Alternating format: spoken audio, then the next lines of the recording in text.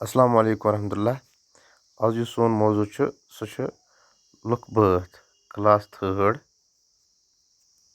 अमिक कर सवाल कर आज लुक बथ अमिच कर सवाल गोडनिक सवाल ब्योर कोत खसान तो क्या करने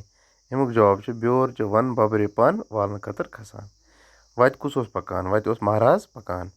महाराजन क्या दित तस पोंस नाटि हन किमन सह दिवान यार बाजन दिवान शाबाश पत ब्याख अक्षर वटिस बनइयो लफ्ज मिसाल ते वारे तूर की फारे गो कूर मी वारे गो मूर शीन वारे गो शोर लां वारे गो लूर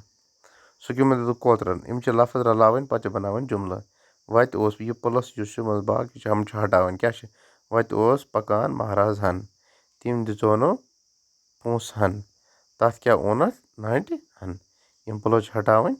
बनावन जुमला तो यम गए सवाल यम पे कापि पे लिखन साफ साफ।